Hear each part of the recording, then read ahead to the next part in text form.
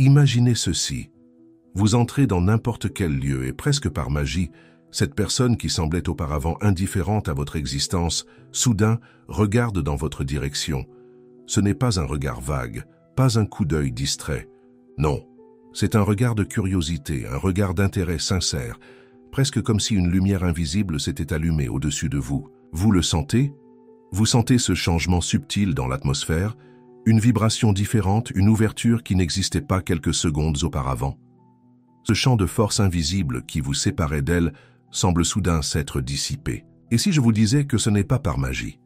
Si je vous disais qu'il existe une méthode, une séquence d'étapes, une science prouvée qui peut vous transformer, oui, vous, en quelqu'un de magnétiquement intéressant, même pour cette personne qui semblait vivre dans un autre univers, qui n'avait même jamais remarqué votre présence. Oubliez les astuces bon marché, les phrases toutes faites, les jeux enfantins qu'on vous a enseignés par-ci par-là.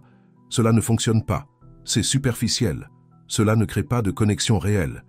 Nous parlons de quelque chose de beaucoup, plus profond.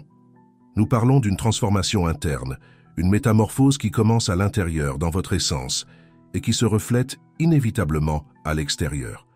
Une science de la connexion humaine que, au cours des 30 prochains jours, vous n'allez pas seulement apprendre, vous allez dominer.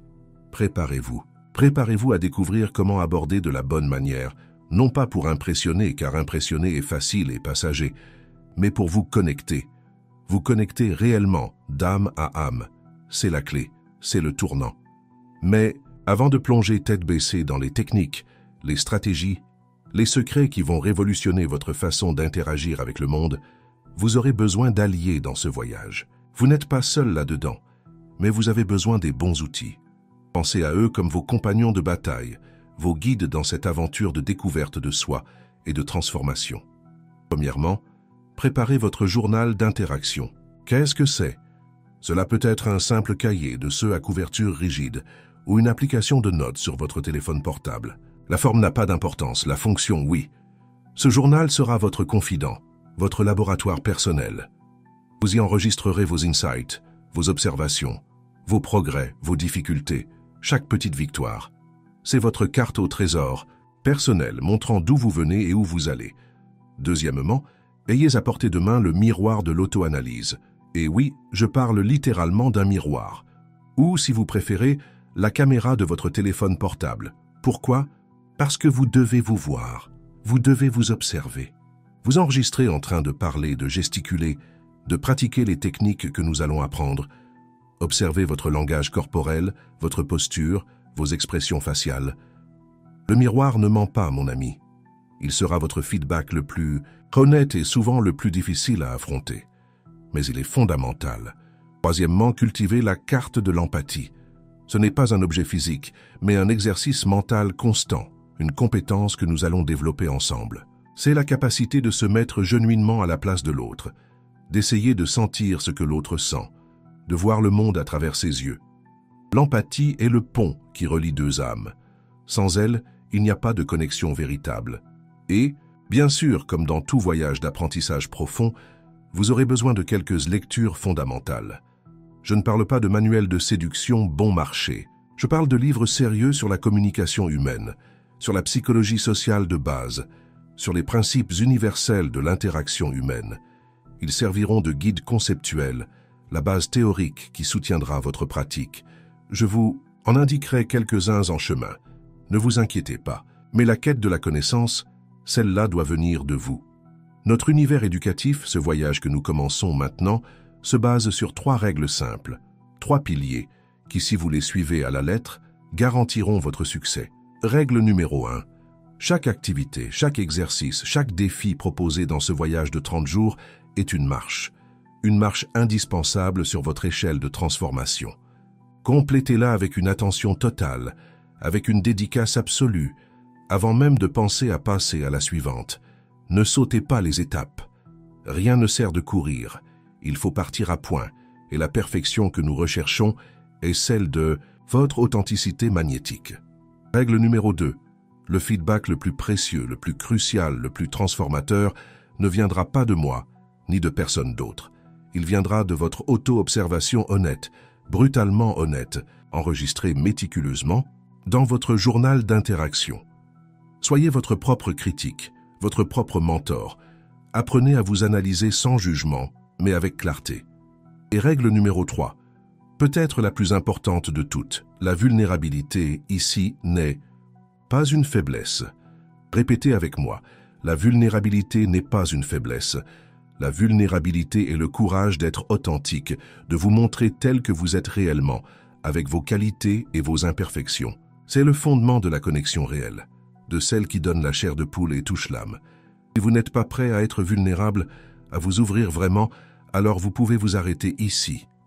Ce voyage n'est pas pour vous. Mais si vous êtes prêt, si vous avez faim de ce changement, si vous êtes disposé à payer le prix de la transformation, alors mon ami, préparez-vous. Car votre vie sociale, votre capacité à vous connecter avec les gens, surtout avec cette personne, ne sera plus jamais la même. Premièrement, parlons du réveil de votre présence magnétique. Faites très attention maintenant, car c'est le fondement de tout. Tout, absolument tout, commence non pas par ce que vous dites, non pas par les mots qui sortent de votre bouche, mais par qui vous êtes au moment de l'interaction. Qui vous êtes quand vous entrez dans une pièce? Qui vous êtes quand vos yeux rencontrent les siens? Votre énergie interne, cette vibration que vous émanez dans l'univers, votre confiance en vous, la façon dont vous vous portez, la façon dont vous occupez l'espace physique autour de vous. Ce sont les premiers signaux que toute personne capte. Et le plus impressionnant, cela se produit à un niveau subconscient, en quelques millisecondes. Avant même que vous ouvriez la bouche, elle a déjà senti, elle t'a lu, elle a déjà décidé à un niveau primitif si vous êtes quelqu'un d'intéressant ou juste un de plus dans la foule. Vous comprenez le pouvoir de cela? Vous comprenez la responsabilité que vous portez? Votre énergie interne est comme un aimant. Si elle est positive, vibrante, confiante, elle attire. Si elle est négative, hésitante, insécure, elle repousse. C'est aussi simple que ça. Pensez à quelqu'un que vous admirez, quelqu'un qui semble naturellement attirant, charismatique. Observez cette personne. Sentez son énergie. Elle est presque palpable, n'est-ce pas? Cette personne n'essaie pas d'être intéressante. Elle est simplement, et c'est ce que nous allons réveiller en vous. Cette énergie n'est pas quelque chose que vous fabriquez artificiellement. Elle naît de l'intérieur. Elle naît de votre état d'esprit, de votre paix intérieure, de votre passion pour la vie. Commencez dès aujourd'hui à cultiver cette énergie. Comment? En prenant soin de vous, en prenant soin de votre corps, de votre esprit, de votre âme. Faites des choses qui vous dynamisent, qui vous font sentir vivant. Abandonnez les vampires d'énergie de votre vie, personnes toxiques, habitudes destructrices, pensées négatives. Vous êtes le gardien de votre propre énergie. Protégez-la bec et ongles. Maintenant, la confiance en soi. Ah, la confiance en soi. Tellement évoquée, tellement désirée, mais si mal comprise. La confiance en soi n'est pas de l'arrogance. L'arrogance est un masque, une tentative désespérée de cacher l'insécurité. La confiance en soi authentique et silencieuse. Elle est calme. C'est la certitude interne de qui vous êtes et de votre valeur, indépendamment de l'approbation externe. Et comment construire cette forteresse interne? Cela commence par de petites victoires. Fixez-vous des objectifs réalistes et atteignez-les. Chaque objectif atteint est une brique de plus dans la construction de votre confiance en vous. Défiez-vous. Sortez de votre zone de confort, même si c'est un pas à la fois. La peur sera là. Elle est toujours là. Mais le courage n'est pas l'absence de peur. C'est l'action malgré la peur. Et chaque fois que vous agissez malgré la peur, votre confiance en vous grandit, se dilate, se solidifie. Utilisez votre miroir de l'auto-analyse, ici. Regardez-vous. Regardez-vous dans les yeux. Voyez la force qui existe à l'intérieur. Voyez le potentiel qui attend d'être libéré. Pratiquez votre posture. Épaules en arrière, tête haute. Pas de manière arrogante, mais de manière présente, ouverte. Une posture confiante n'envoie pas seulement un signal aux autres, mais envoie également un signal à votre propre cerveau, renforçant votre sentiment de pouvoir et de sécurité. C'est la neuroscience travaillant en votre faveur. Votre voix. Enregistrez votre voix. Écoutez. Sonne-t-elle hésitante, basse, monotone, ou sonne-t-elle claire, ferme, mélodieuse?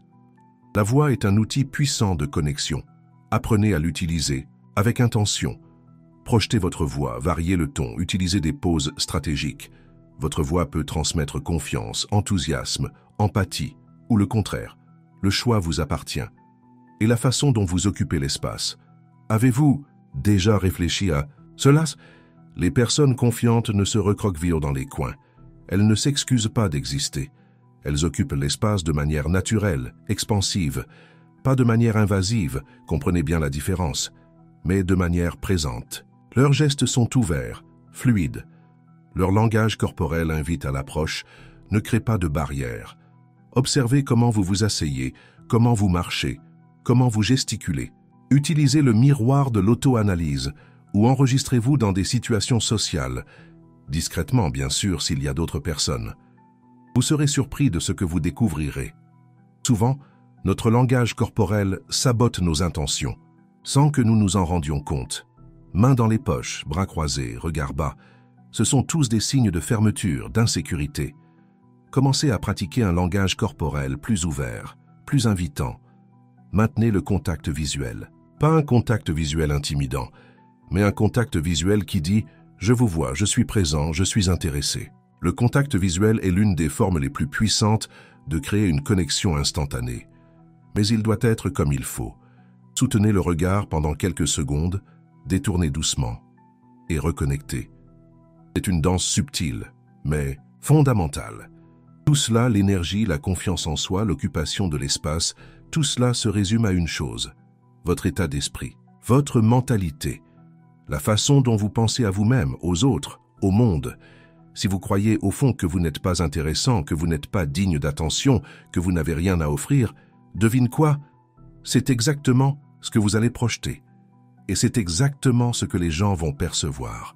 Vos croyances limitantes sont comme des chaînes invisibles vous attachant à un schéma de médiocrité. Vous devez briser ces chaînes. Maintenant, commencez à remettre en question ces croyances. D'où viennent-elles? Sont-elles réellement vraies?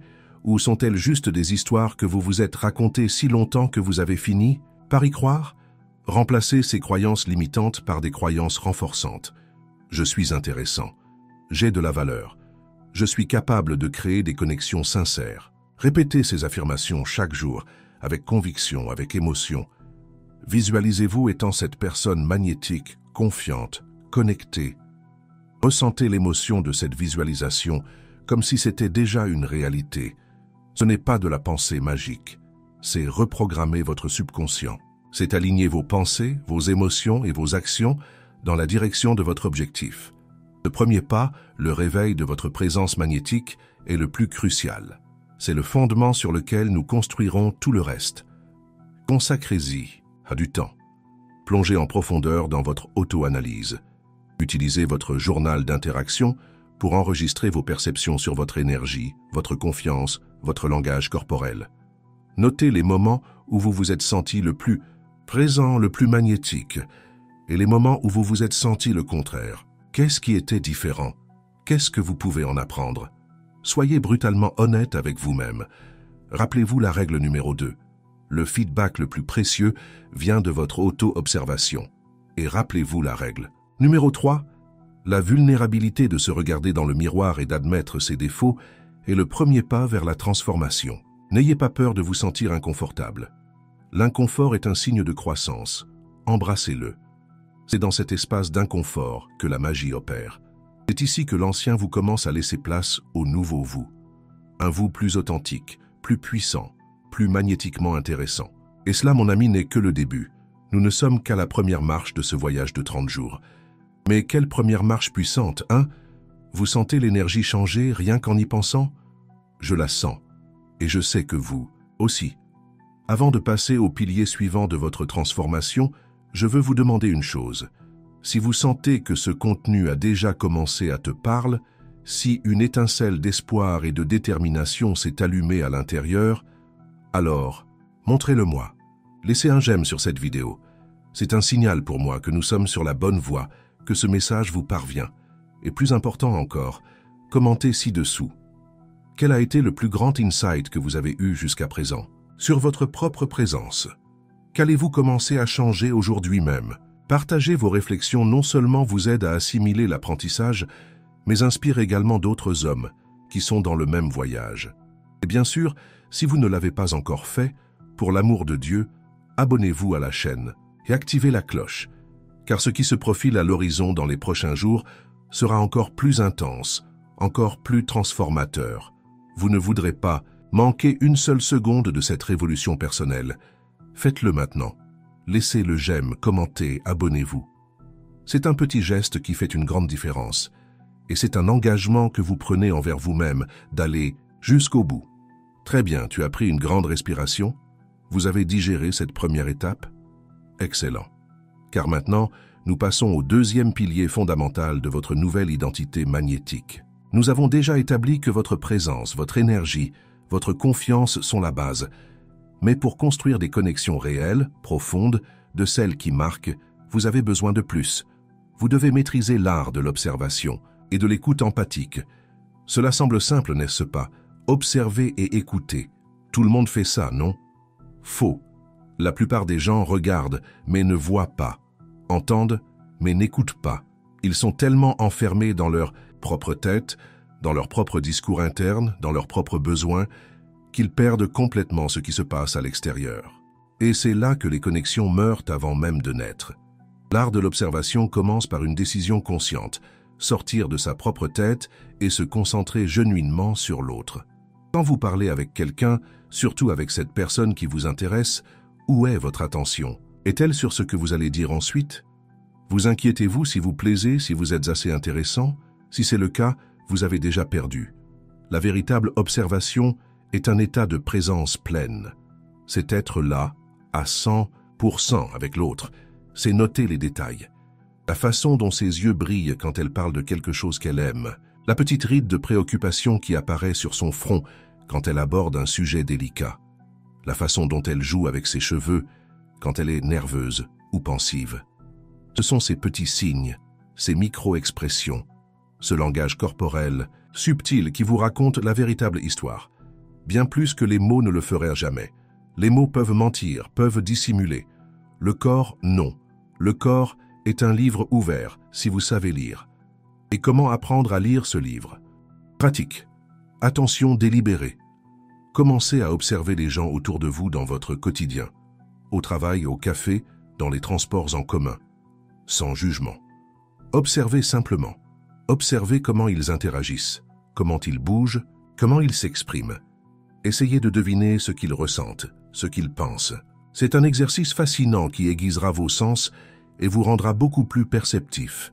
Et quand vous interagissez directement avec quelqu'un, calibrez votre observation. Ne fixez pas étrangement, bien sûr, mais soyez attentif. Notez les changements dans sa posture, dans le ton de sa voix, dans la vitesse de sa parole. Ce sont des indicateurs précieux de son état émotionnel et de l'impact que vos mots et actions ont sur elle. C'est l'intelligence sociale en action. Maintenant, l'écoute empathique. Cela va au-delà de simplement entendre les mots prononcés.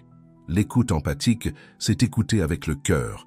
C'est écouter pour comprendre, pas pour répondre. C'est écouter pour valider, pas pour juger ou donner des conseils non sollicités. La plupart des gens n'écoutent pas vraiment. Ils attendent avec impatience leur tour de parler. Ils formulent leurs réponses pendant que l'autre parle encore. Ils interrompent. Ils détournent la conversation vers eux-mêmes. Ce n'est pas de l'écoute, c'est de l'égoïsme déguisé en conversation. Et cela tue toute chance de connexion sincère. L'écoute empathique nécessite un silence intérieur. Elle exige que vous fassiez taire vos propres voix, vos propres opinions, vos propres jugements, et que vous vous ouvriez complètement à l'expérience de l'autre. Quand quelqu'un vous parle, surtout de quelque chose d'important pour elle, faites un effort conscient pour vraiment écouter. Maintenez le contact visuel. Vous vous souvenez de ce dont nous avons parlé? Hochez la tête pour montrer que vous suivez. Utilisez de petites verbalisations comme « je comprends, je vois ». Mais le plus important, essayez de sentir ce qu'elle ressent. Essayez de se mettre à la place de l'autre. C'est ici que votre carte de l'empathie entre en jeu. Vous vous en souvenez? Cet exercice mental de se mettre à la place de l'autre, utilisez-le intensément. Demandez-vous, comment me sentirais-je si je vivais cela? Que signifie cette expérience pour elle? Cette tentative sincère de comprendre la perspective de l'autre est incroyablement puissante. Les gens sentent quand ils sont vraiment écoutés et compris, et ils s'ouvrent, ils font confiance, ils se connectent. Un outil puissant dans l'écoute empathique sont les questions, mais pas n'importe quelles questions. Des questions ouvertes, des questions qui invitent à la réflexion, à l'exploration, au lieu de questions auxquelles on peut répondre par un simple oui ou non. Posez des questions qui commencent par comment, quoi, pourquoi. Utilisez le pourquoi avec prudence. Cela peut parfois sembler accusateur. Par exemple, au lieu de demander « Avez-vous aimé ?» Le film, pourquoi pas? Qu'est-ce qui vous a le plus marqué dans ce film? Ou comment vous êtes-vous senti avec cette fin? Vous percevez la différence? Les questions ouvertes démontrent un intérêt sincère et donnent à l'autre l'espace pour s'exprimer plus profondément. Et quand elle répond, écoutez. Écoutez chaque mot, écoutez ce qui se cache derrière les mots, écoutez les émotions et reformulez ce que vous avez compris.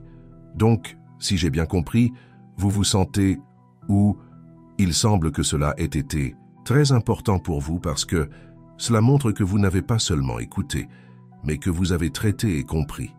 Et cela, mon ami, est de l'or pur dans la construction de relations. L'écoute empathique ne signifie pas être d'accord avec tout. Vous pouvez avoir vos propres opinions, vos propres valeurs, mais cela signifie respecter l'expérience de l'autre, valider les sentiments de l'autre, même si vous n'êtes pas d'accord avec les actions ou les conclusions. Il s'agit de créer un espace sûr où l'autre personne se sent à l'aise d'être elle-même, sans crainte de jugement. Et quand vous offrez ce cadeau de l'écoute authentique, quelque chose de magique se produit. Les défenses tombent, les masques sont retirés, et la connexion humaine, dans sa forme la plus pure et authentique, s'épanouit. Cela peut sembler difficile au début, surtout si vous êtes habitué à être le centre de l'attention ou à dominer les conversations. Cela exigera de la pratique. Cela exigera de la patience avec vous-même. Utilisez votre journal d'interaction pour réfléchir à vos conversations. Comment vous en êtes-vous sorti dans l'observation et dans l'écoute? Vous êtes-vous vraiment concentré sur l'autre ou est tombé dans les vieux schémas d'égocentrisme? Soyez honnête. Rappelez-vous, auto-observation honnête, c'est un muscle que vous devez entraîner. Commencez petit. Choisissez une conversation par jour pour pratiquer l'observation attentive et l'écoute empathique de manière délibérée. Et observez les résultats. Observez comment les gens réagissent à vous. Observez comment vos interactions deviennent plus riches, plus significatives. Vous serez surpris par le pouvoir transformateur de simplement être présent et d'écouter vraiment. Ce deuxième pilier, l'art de l'observation et de l'écoute empathique, est ce qui vous différenciera de la majorité des hommes. C'est ce qui vous permettra de créer des connexions qui vont bien au-delà de la surface. C'est ce qui fera que cette personne spéciale ne vous remarquera pas seulement, mais se sentira profondément vue, entendue et comprise par vous. Et cela, mon ami, est irrésistible. Pensez-y, réfléchissez-y et commencez à pratiquer. Aujourd'hui, maintenant. Et pendant que vous réfléchissez à la profondeur de l'écoute empathique et au pouvoir de l'observation, je veux vous rappeler une chose. Ce voyage de transformation est intense, je sais, et parfois il peut sembler solitaire.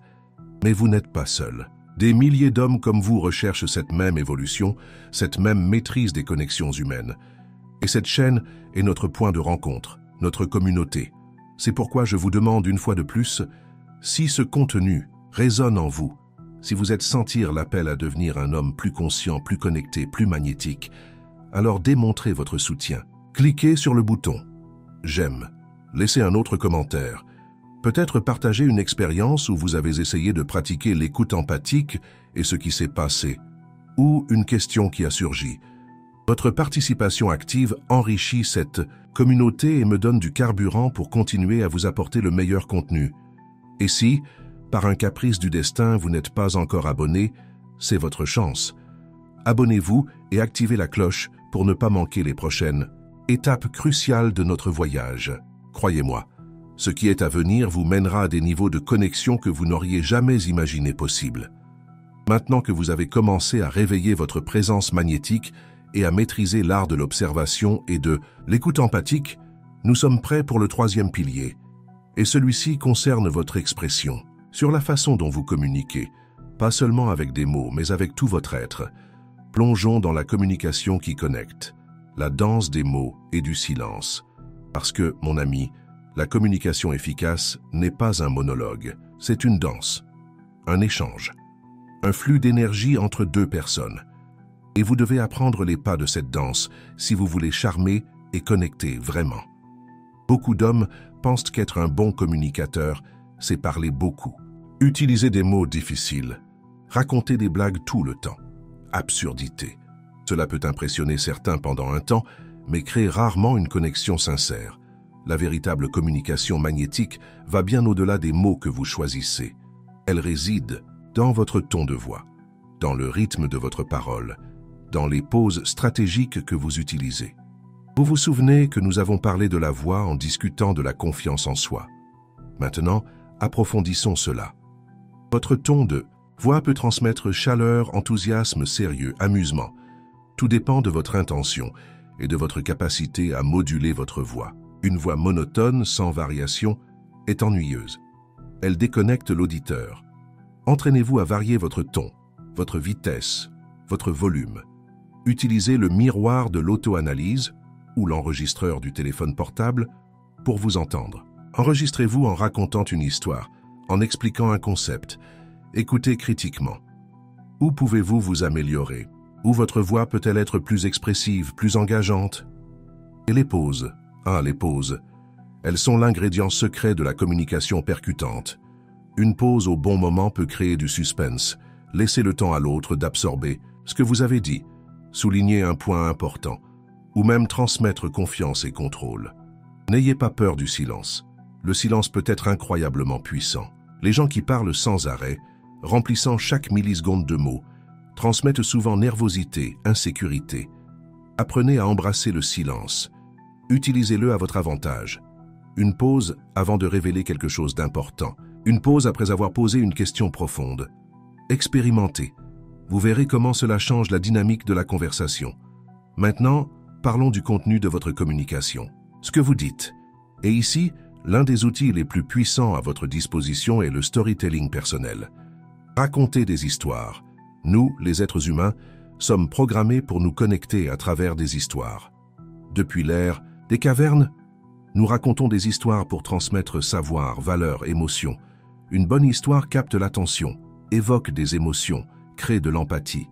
Et vous, mon ami, avez un arsenal d'histoires en vous. Vos expériences, vos défis, vos passions, vos apprentissages. Tout cela peut être transformé en histoires captivantes. Mais il ne s'agit pas de vous vanter ou de se vanter. Il s'agit de partager qui vous êtes d'une manière authentique et intéressante. Comment raconter une bonne histoire? Commencez par un accroche, quelque chose qui capte immédiatement l'attention de l'auditeur. Créez un peu de tension, un conflit, un défi. Montrez, ne vous contentez pas de raconter. Au lieu de dire « j'avais peur », décrivez la sensation de peur dans votre corps, les pensées qui vous traversèrent l'esprit. Utilisez un langage sensoriel. Qu'avez-vous vu, entendu, senti, goûté?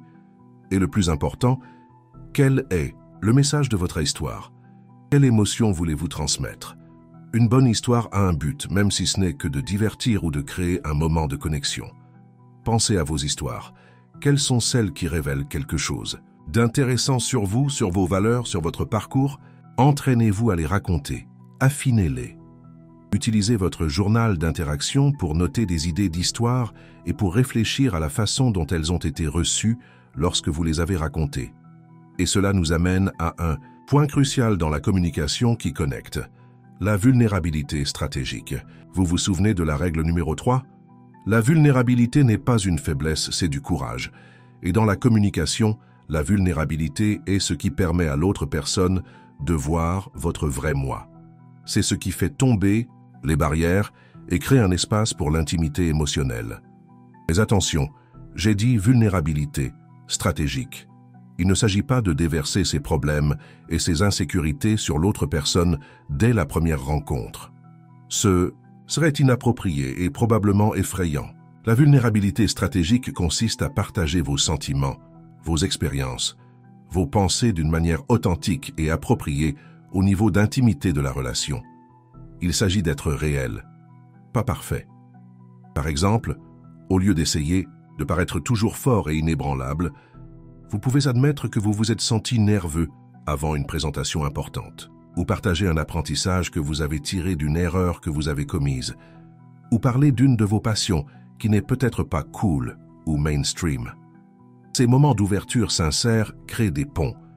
Ils montrent que vous êtes humain, que vous avez vos propres luttes et vos propres particularités, et cela vous rend beaucoup plus facile à relier, beaucoup plus attirant que quelqu'un qui essaie de projeter une image de perfection inaccessible. Mais rappelez-vous, le timing et le contexte sont tout. La vulnérabilité doit être progressive et réciproque. Partagez un peu, voyez comment l'autre personne réagit. Si elle s'ouvre aussi, tant mieux, vous pouvez aller un peu plus loin. C'est une danse, vous vous souvenez? Et l'humour? L'humour est le lubrifiant social par excellence.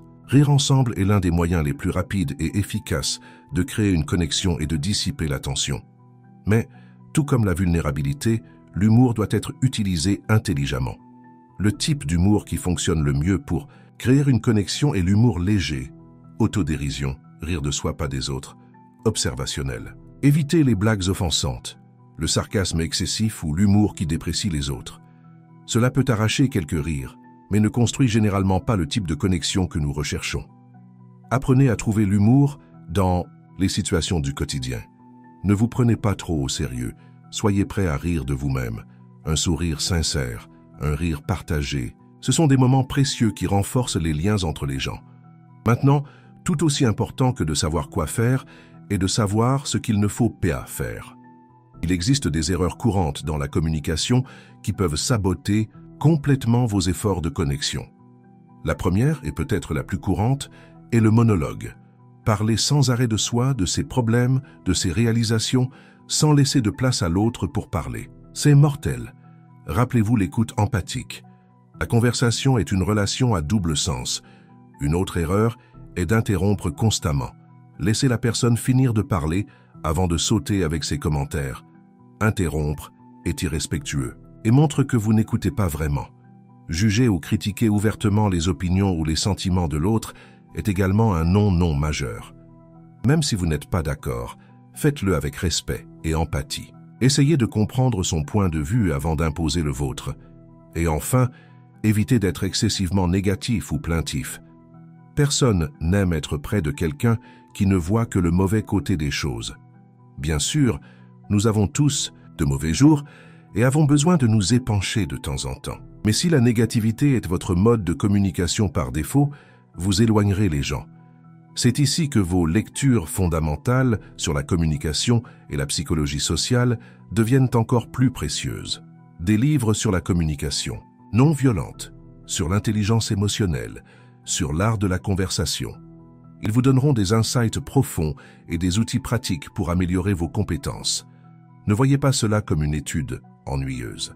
Voyez-le comme un investissement en vous-même, dans votre pouvoir de vous connecter avec les autres. Prenez les principes que vous apprendrez dans ces livres et commencez à les appliquer dans vos interactions quotidiennes. Observez les résultats. Ajustez votre approche. Utilisez votre journal d'interaction pour enregistrer ce qui fonctionne et ce qui ne fonctionne pas pour vous. Rappelez-vous la règle numéro 1. Chaque activité est une marche. Chaque livre lu, chaque technique pratiquée est un pas de plus dans votre transformation. Maîtriser la communication qui connecte ne se fait pas du jour au lendemain. Cela demande conscience, pratique et patience. Mais les résultats valent chaque goutte d'effort.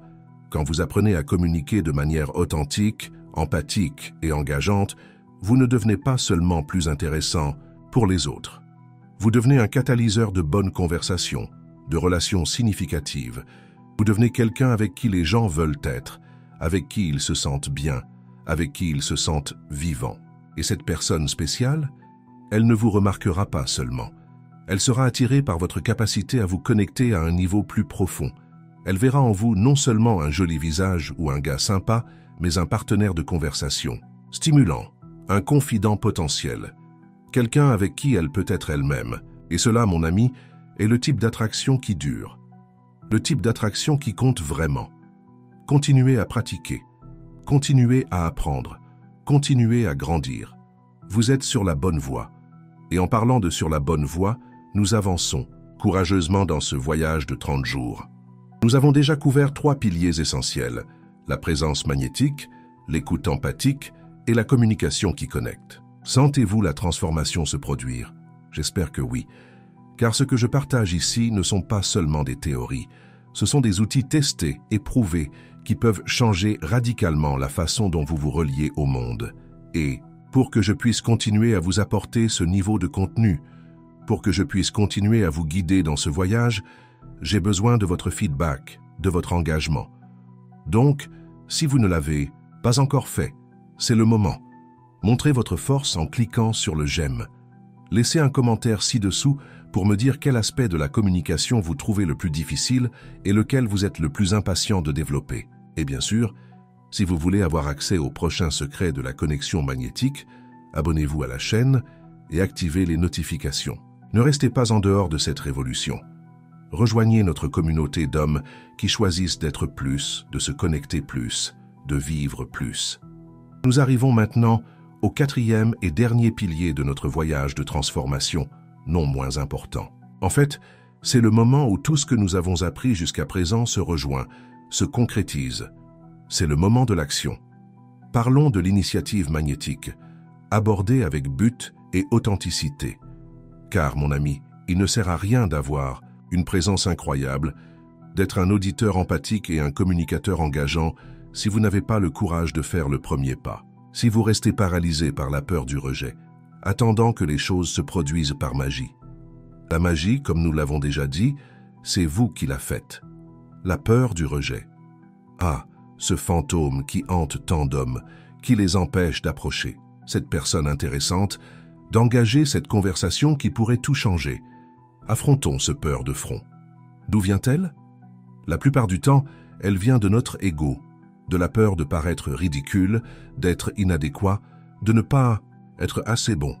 Mais pensez avec moi, quel est le pire qui puisse arriver? Qu'elle dise non? Qu'elle ne corresponde pas à votre intérêt? Et alors?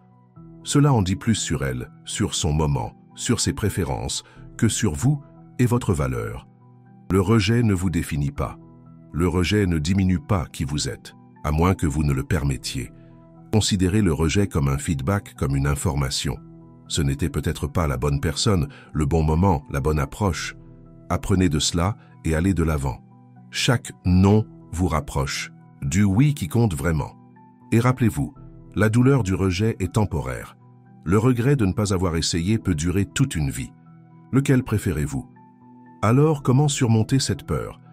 Premièrement, changez votre perspective sur l'approche. Il ne s'agit pas de draguer, d'utiliser des phrases toutes faites, d'essayer d'impressionner. Oubliez cela. L'initiative magnétique consiste à créer une opportunité de connexion. Il s'agit d'être genuinement curieux de l'autre personne et d'exprimer cet intérêt de manière authentique et respectueuse. Il n'y a pas de pression, il n'y a pas d'attente, juste l'intention d'initier une interaction humaine agréable. Quand vous abordez l'approche de cette manière, le poids diminue considérablement. Deuxièmement, préparez-vous, mais pas avec des scripts mémorisés. Préparez-vous intérieurement. Rappelez-vous les principes de la présence magnétique.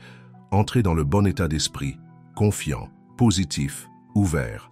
Rappelez-vous votre énergie, rappelez-vous votre valeur. Et préparez-vous extérieurement aussi. Prenez soin de votre apparence, non pas pour les autres, mais pour vous. Quand vous vous sentez bien dans votre apparence, votre confiance augmente naturellement. Habillez-vous d'une manière qui vous représente, qui vous met à l'aise et confiant. Troisièmement, choisissez le bon moment et le bon contexte. Ce n'est pas toujours le bon moment pour aborder quelqu'un. Observez la situation. La personne semble-t-elle réceptive? Est-elle occupée, pressée, distraite? Utilisez votre capacité d'observation. Vous vous souvenez du pilier 2. Un bon moment est quand il y a une ouverture naturelle, une opportunité de faire un commentaire pertinent sur la situation, l'environnement, quelque chose que vous vivez tous les deux. Cela rend l'approche beaucoup plus fluide et moins intrusive. Comment initier la conversation? Simple. Soyez authentique. Un sourire sincère est un excellent début. Contact visuel amical. Et puis, une phrase simple et directe. Cela peut être un commentaire sur l'environnement. Ce café sent bon, avez-vous déjà goûté l'expresso d'ici? Cela peut être une question liée à quelque chose qu'elle fait, si approprié et non intrusif. Ce livre a l'air intéressant. De quoi parle-t-il? Ou si vous sentez une connexion visuelle plus forte, cela peut même être un peu plus direct, mais toujours respectueux. Bonjour, je vous ai vu ici et j'ai pensé que ce serait dommage de ne pas venir vous dire bonjour. Je m'appelle votre nom. La clé est d'être naturel, d'être vous-même. N'essayez pas d'être quelqu'un que vous n'êtes pas. L'authenticité est magnétique. Une fois que la conversation a commencé, utilisez tout ce que nous avons appris. Écoutez avec empathie. Posez des questions ouvertes. Partagez un peu sur vous, racontez de petites histoires. Maintenez la légèreté, la bonne humeur. Observez son langage corporel. Est-elle engagée, souriante, posant des questions en retour? Ce sont des signes positifs. Si elle semble désintéressée, fermée, ne forcez pas. Remerciez pour la conversation et allez de l'avant avec élégance. Toutes les interactions ne mèneront pas à une romance ou à une amitié profonde. Et c'est normal. L'objectif est de pratiquer, de vous exposer, de devenir plus à l'aise pour initier des connexions. Et comment maintenir la conversation? Fluide, intérêt sincère, curiosité. Posez des questions qui montrent que vous prêtez attention à ce qu'elle dit. Trouvez des points communs, passion, hobby, expérience. Quand vous trouvez ces points de connexion, la conversation coule naturellement. Et n'ayez pas peur d'être un peu joueur, d'utiliser l'humour. Vous vous souvenez du pilier 3? Une conversation légère et amusante est bien plus mémorable qu'un entretien d'embauche. Et comment laisser une impression durable? En étant vous-même dans votre meilleure version. En étant présent, attentif, respectueux, en montrant un intérêt sincère, en la faisant se sentir bien dans votre présence. Et si la connexion est bonne, si vous sentez qu'il y a un intérêt mutuel, n'ayez pas peur de proposer une prochaine étape. Cela peut être échanger des contacts, fixer un café, continuer la conversation à un autre moment. Soyez clair et direct mais sans pression. J'ai adoré parler avec vous. J'aimerais continuer cette conversation un autre jour. Que diriez-vous d'échanger nos numéros? C'est aussi simple que ça. Ici, votre journal d'interaction devient votre meilleur ami. Après chaque tentative d'approche, chaque nouvelle interaction, notez tout. Qu'avez-vous fait? Comment vous êtes-vous senti? Comment l'autre personne a-t-elle réagi? Qu'est-ce qui a fonctionné? Qu'est-ce qui n'a pas fonctionné? Qu'avez-vous appris? Ce processus de réflexion est crucial pour votre croissance. C'est ici que vous identifiez vos schémas, corrigez vos erreurs et célébrez vos victoires. Rappelez-vous la règle numéro 2. Le feedback le plus précieux vient de votre auto-observation honnête. Chaque interaction, réussie ou non, à vos yeux, est une opportunité d'apprentissage. Embrassez chacune d'elles. Au cours de ces 30 jours, à chaque pas que vous ferez, à chaque technique que vous appliquerez, à chaque interaction que vous initierez, vous construirez non seulement de nouvelles compétences, mais une nouvelle identité. Un homme plus confiant, plus conscient, plus connecté. Un homme magnétiquement intéressant. Pas parce que vous avez appris des astuces ou des phrases toutes faites, mais parce que vous avez réveillé votre moi authentique, parce que vous avez appris à vous connecter avec les autres d'une manière sincère et profonde. Cette transformation ne concerne pas seulement l'attraction de cette personne spéciale, elle concerne l'enrichissement de toutes vos relations. Il s'agit de devenir une force positive dans le monde.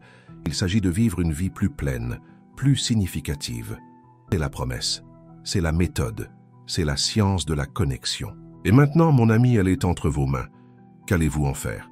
Le choix vous appartient, mais je sais que vous ferez le bon choix. Le choix de grandir, le choix de vous connecter, le choix d'être votre version la plus magnétique. Et avec cela, nous arrivons à la fin de cette étape de notre voyage. Mais comme je l'ai dit, ce n'est que le début de votre grande transformation. J'espère du fond du cœur que ce contenu vous a impacté, vous a inspiré, vous a donné les outils et la motivation pour faire le prochain pas. Si oui, vous savez quoi faire. Laissez ce j'aime puissant pour que je sache que nous sommes ensemble, là-dedans.